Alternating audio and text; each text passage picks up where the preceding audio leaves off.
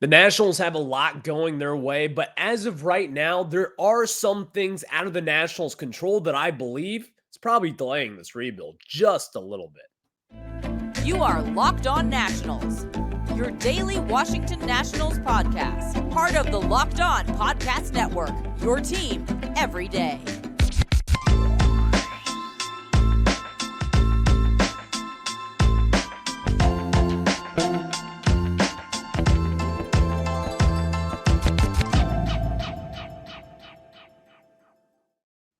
And thank you all for making Locked On Nationals your first listen every single day, as we are free and available wherever you get your podcast. I'm your host, Ryan Clary. You can catch me over on Twitter at RyanClary11 and as well as the show page at LO_Nationals. For all your latest Nationals news and notes, just make sure to check us out over on Twitter there. Later on in today's show, kind of get into some new legislation that could be passing here in Washington, D.C., to make some improvements to Nationals Park. Number one, kind of go over that. What does it mean for the city? What does it mean for the Nationals? And what will be going into it? And what improvements do we want to see over at Nationals Park? I've got some things in mind for you all to see. So we'll get into that later on. Also, two left-handed pitching prospects in the Nationals system that I'm going to say they are my guys. I really like these two left-handed pitching prospects. And most importantly, I think these are two guys who could be making an impact any time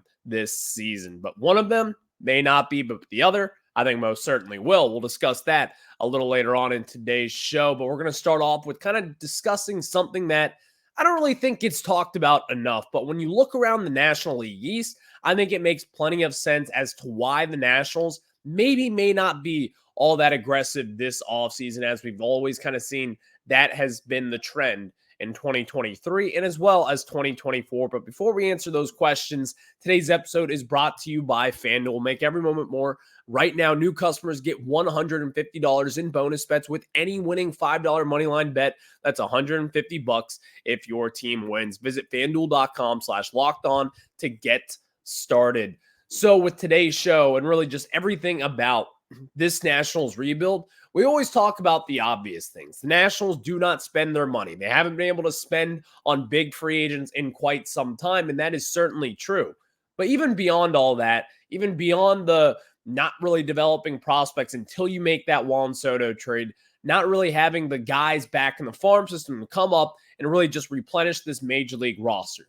That is the obvious. We understand those things are certainly issues as well. But when you look around baseball, number one, the National League East right here and right now is probably one of, if not the best division in all of baseball. The National League East is coming off one of the more competitive seasons and really one of the most competitive runs in quite some time. And the National League East, this has been building up for quite some time. A lot of these teams, really since the late 2010s, those teams that were kind of in the run consistently were the Nationals, and as well as every now and then the Atlanta Braves. But even then, they kind of crumbled. They had their peak mid-2010s early on in that decade, and then ultimately kind of fell off. Later 2010s kind of tanked a lot. Wasn't all too good. 2019, they were obviously very good. But ultimately, they never really came into their superstardom to where they did over the last few years. The National League East right now is insanely tough.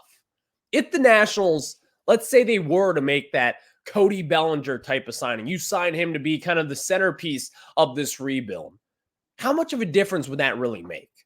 Are you really going to be competing with Ronald Acuna in the Atlanta Braves? Are you going to be competing with Pete Alonso in the New York Mets? Are you even going to be competing with the Luis Arias, Sandy Alcantara, and the Miami Marlins? And not even to mention the Philadelphia Phillies. I think this aspect of the Nationals rebuild is also as to why this team has kind of pumped the brakes a little bit. It's all right. We can take another year of this. Now, is this something that we want? No. You want to go out there, you want to be aggressive, and you want to get yourself in a position to where you can start to land some big-time superstars. You want to get yourself in a position to where you can start competing in the NL East. All these teams right now, across the board, the Nationals right now, as far as major league talent goes, they probably have the least amount of it across the NL East. The Marlins have us beat. The Mets have us beat. The Braves obviously have us beat, and the Phillies obviously have us beat. The Braves and the Phillies have one of the better rosters in all of Major League Baseball. The New York Mets, they aren't that far off from it, even though they've been wildly disappointing over the last few seasons. But still, the New York Mets, they can make the playoffs this year. They could set themselves up to be a decent enough team to maybe squeak into the wild card. The Miami Marlins, they've got the pitching and they've got the pitching depth down in their system in order to kind of make a nice little postseason run as well. There's a lot of different kind of factors in here with this.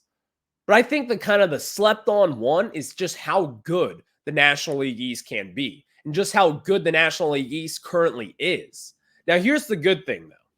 I truly do believe that the Philadelphia Phillies, they've got a lot of talent out there. They do. A lot of these guys are going to be kind of jumping ship here soon. You just extended Aaron Nola, which was the right thing to do. I wish I could have had Aaron Nola. Zach Wheeler, kind of their ace, their big game pitcher over the last few years. He's going to be a free agent after this year. Who knows what you're going to be doing with him? And even then, you've had kind of signings back in the past. Taijuan Walker kind of blow up in your face. This team, and really the NL East as a whole, it's going to start kind of watering down opponents here eventually. They're not going to be this huge, just rooted tree that is all deep in the ground. It's not going to be that anymore here. The Nationals, they're going to have their opportunity. But I think after this year, that is when you kind of have to start pouncing on free agents. That is when you have to kind of start signing your big-time free agents, so to speak. A lot of different things can happen, but ultimately, I truly do believe in this. You can talk about the Nationals and their prospects and kind of the lack thereof when developing those prospects. You can talk about the lack thereof of signing free agents. But ultimately, it also comes down to just the competition in the NL East. Because if you're in the AL Central right now with the Twins, the Guardians, the White Sox, the Tigers, and all those teams, yeah, you could probably make a case of the Nationals competing at some point even this year for that division. It's not a good division. But when you talk about the AL East and the NL East, those are two of the toughest divisions in all of baseball right now. You could talk about the NL West as well. But in my opinion, as far as competitiveness goes, you have 4 teams in the NL East that could be making the postseason this year. That just could. You never know. Will they all? No. But still, they're all going to be competing, and they all probably have their chips at the table thinking that they can all make a run.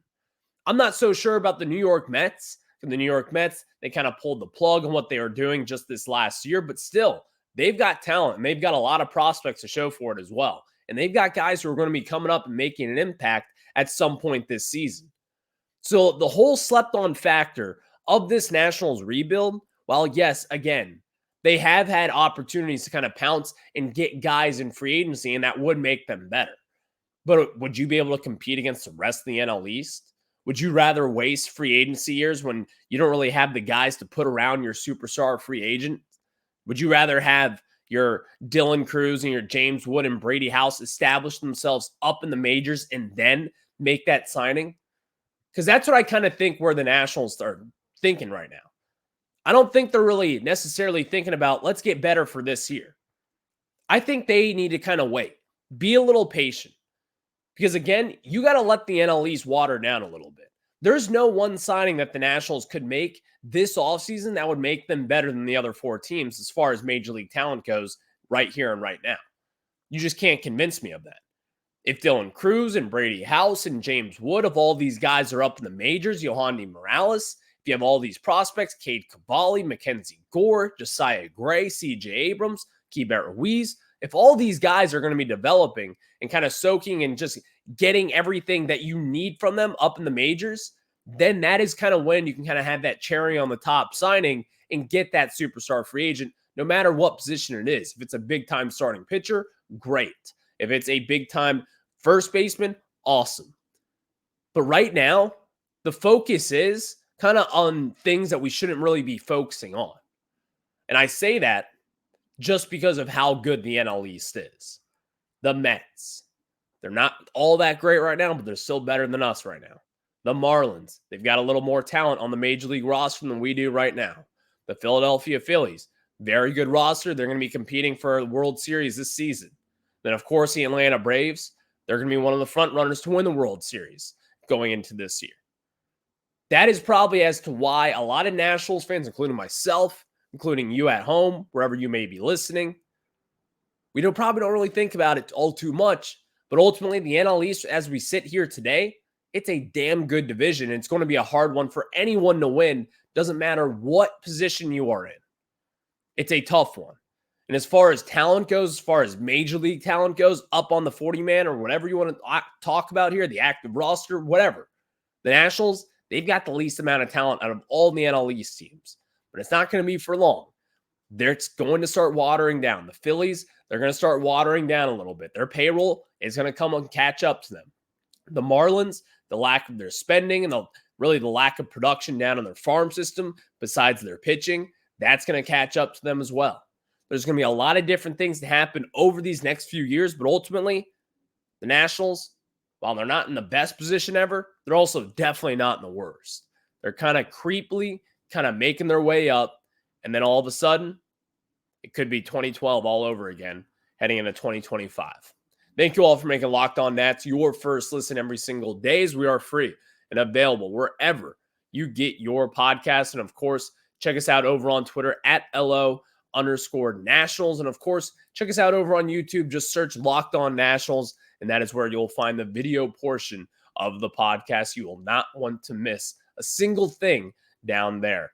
So, of course, next we're going to talk about two left-handed pitching prospects in this National system that I'm just going to pinpoint as my guys. I'll tell you who those guys are after I tell you guys about our friends over at FanDuel. And guys, the NFL regular season is officially wrapping up. There's still time to get in on the action with FanDuel, America's #1 sportsbook. Right now, new customers can get $150 in bonus bets with guaranteed when you place a $5 bet. That's $150 in bonus bets, win or lose. And the app is just so easy to use, everyone. You can have so many different ways to bet, like live same game parlays. You can even take fine bets in the new Explorer tab. When you do that, you can make a parlay over at the Parlay Hub, and of course, much, much more. But when you go there, I need you to go to FanDuel.com/lockedon. Again, that is FanDuel.com/lockedon and make your first bet a layup. Again, FanDuel.com/lockedon, because FanDuel, the official partner of the NFL. Now we get back into it as the Nationals. And later on in today's show, we're also going to talk about what I think is a really cool thing.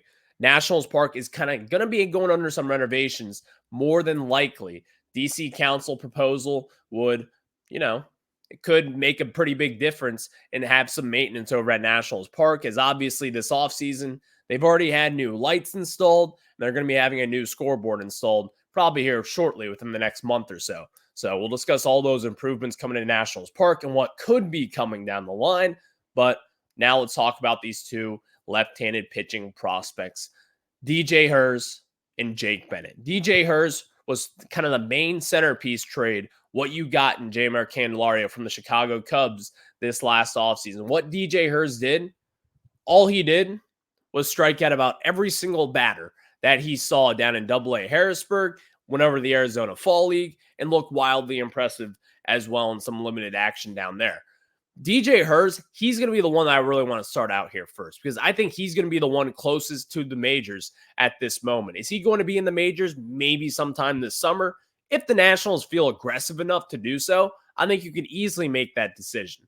Now, here's the big question with DJ Herz, though, because he's always been considered as one of the better changeups, to have one of the better changeups in all of minor league baseball. That was kind of what he was touted as when the Nationals traded for him, and Kevin Madej, the shortstop, as well in that deal, who hasn't really fared that well down in the Nats system. But DJ Herz, he's kind of got something a little special, in my opinion. That something special is number one, his strikeout rate, which if you listen, if you're an everydayer out there, a strikeout rate means a lot to me. It means you get swings and misses and all those different things. But DJ Herz, one of the better changeups in all of minor league baseball right then and there. Right then, as a lefty. Now, here's the thing that's always kind of struggled throughout DJ Herz here. This has always kind of been a struggle for him, to say the least. He's got a little bit of an issue when it comes to his walk rate. The big question around DJ Hurst kind of right now, as far as MLB evaluators go, as far as fans go, and the really big debate around him is, what will this guy be? Is he going to be some relief pitcher? Is he going to be a starting pitcher who could develop into a pretty solid arm for the Nationals someday? And I think at this moment in time, he's right now going to be a starting pitcher. Maybe down the line in his career, if he can't get his walk rate back down the way that we've seen in the past, that's kind of what relief pitchers are. They're failed starting pitchers who then go to the bullpen and see what they can do. But going forward, I think DJ Hurst, as we sit here today, there's no reason not to say that this guy is going to be a starting pitcher.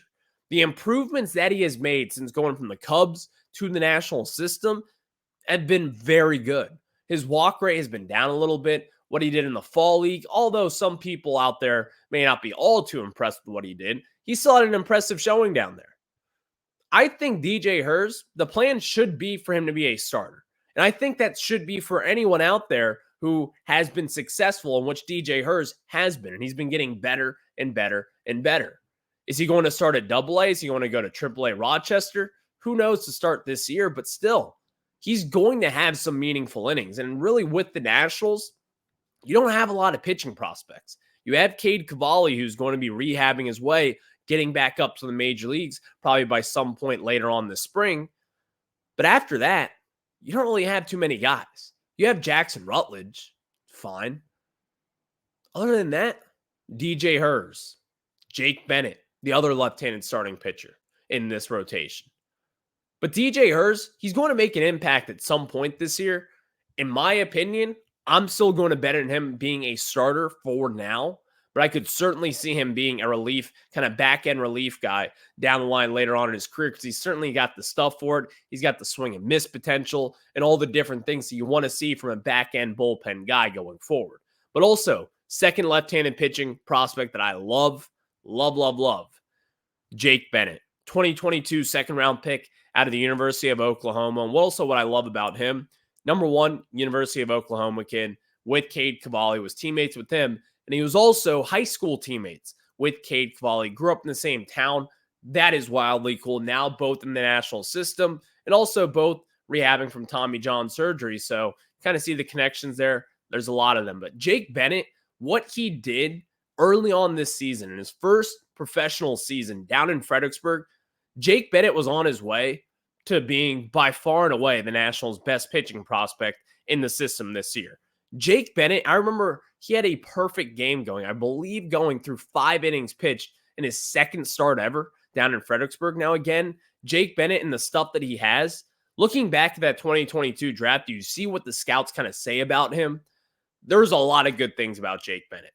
A lot of people liked his command. A lot of people liked the potential of his strikeout rate, getting guys to swing and miss, and really just kind of the deep arsenal of stuff that he's got, and really what his pinpoint accuracy, really what he showed a lot during Fredericksburg at some points this last year.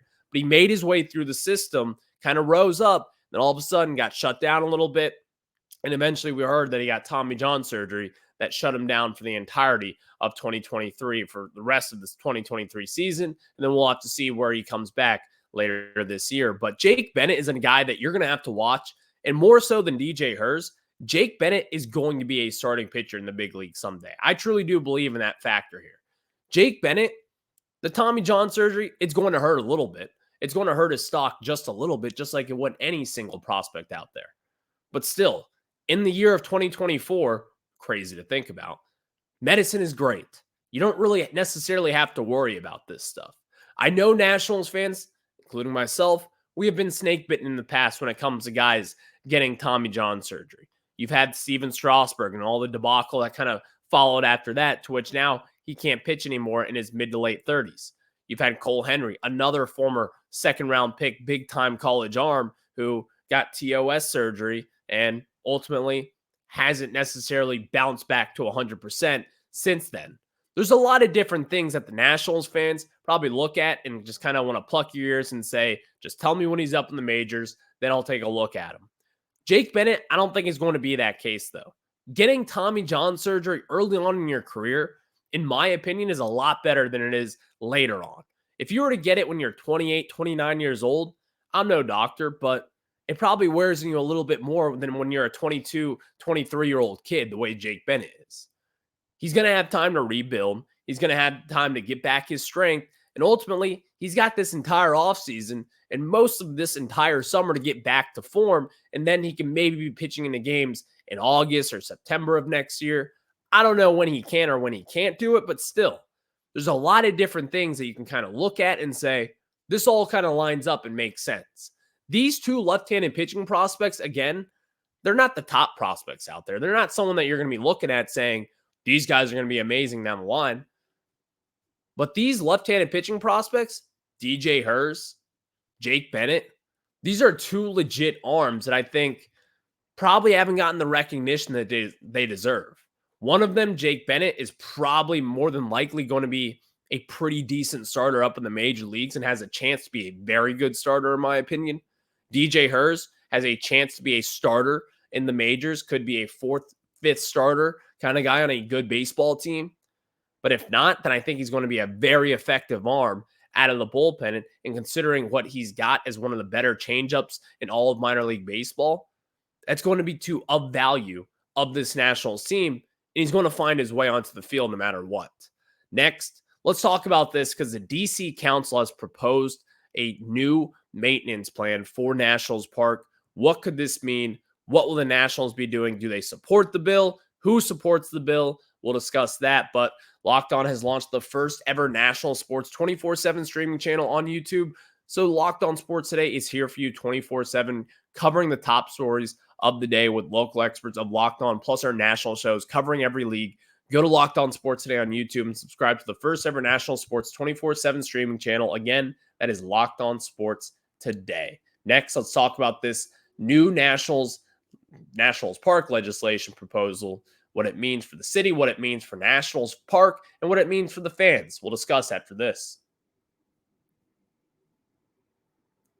And as we get into it, Nationals Park, over the course of this offseason, has kind of gotten a nice little tune-up, to say the least. If you've been around the Navy Yard, you may have noticed the new LED lights. It's going to be at like this big, vibrant flash show. Everyone's going to like it. You'll see as to why a lot of baseball fans and Nationals, I believe, were one of two stadiums at this point that did not have these silly LED lights that were going to be out there kind of flashing. Now they've got that. And most importantly, it's going to look really cool. And they're going to have a new scoreboard as well, which I guess we'll just have to wait and see what that will look like. But DC Council Chairman Phil Mendelson on Tuesday unveiled a proposal that would fulfill a long-sought request from the Washington Nationals, a new revenue fund to pay for improvements to Nationals Park. These improvements, again, Nationals Park is still one of the newer baseball stadiums in all of Major League Baseball. Still one of the newer stadiums in fact, the newest stadium in all of DC's professional sports right now. But looking at this, what kind of improvements could be coming to Nationals Park? I'm not thinking there's going to be any huge, massive changes, but ultimately, here's something that I can kind of tell. This may be kind of unpopular. It may be. In fact, it probably is. But I think there's a lot to be done with Nationals Park. The 200s, the scoreboard pavilion, I think a lot of people like sitting up there. If you know what I'm talking about, it used to be the Bud Light Loft up there. Now it's just the scoreboard pavilion, I believe, is what they call it. And those 200 sections there right in front of the scoreboard, I think they're probably going to do something a little creative with that. I know nothing about nothing, but I can tell you this. I like baseball stadiums. I like going into these things and kind of using a creative aspect in this imagination. I could see the Nationals kind of making that a little bar-y area. Here's the thing. Baseball, it's not just baseball. It's sports as a whole. Less and less people go to games basically every single year. But also, more people are starting to watch from their own couch on TV. Nationals Park, it's not some huge place that can just hold a ton of people like Dodger Stadium. It's not a place that holds 60,000 or whatever Dodger Stadium does, but still, it holds a lot of people. And really in 2024, and really kind of projecting in the future, you're probably not going to be holding that many people. I could see the Nationals kind of start to pull out a little seats here, get a little creative with what they want to do, have those kind of party decks, whatever you want to call them, that they have done at so many stadiums here. Like I believe in Cleveland, they've done it here recently. They've done it at Coors Field. They've done it at T-Mobile Park. They've done it at so many different ballparks now that I think Nationals Park is probably going to be next up on that list. But also kind of what I want to see them do, this is a nitpicking thing for me. And if you're over at Nationals Park, you know what I'm talking about. The alleys, all the different alleys of which you walk in, the right outside the concessions and everything, there's no natural light at all. I want just something better in that. Cover the pipes up in the ceiling. I don't really want to see those. When you walk in Camden Yards, you don't see any pipes. And Camden Yards is an older baseball stadium. Nationals Park, they've got like these rusted pipes and rusted areas that you kind of see, and you're just like, can't we just cover that up with like a metal plate or something? Things like that. Little small things like that. But ultimately, I think what they're going to do is kind of add like a little trendy thing in the outfield. And I think it'll be kind of cool. As a young mid-20s guy, I think it'll be fun.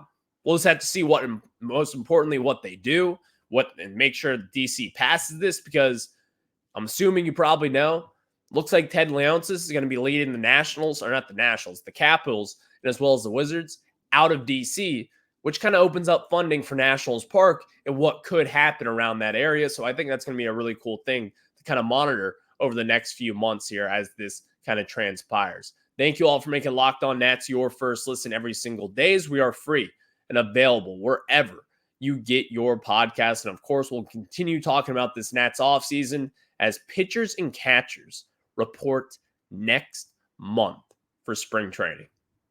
Pretty damn cool. Baseball games, spring training starts next month. Think of it like that. I'll discuss it with you guys on the flip side in tomorrow's show. I'll catch you after that.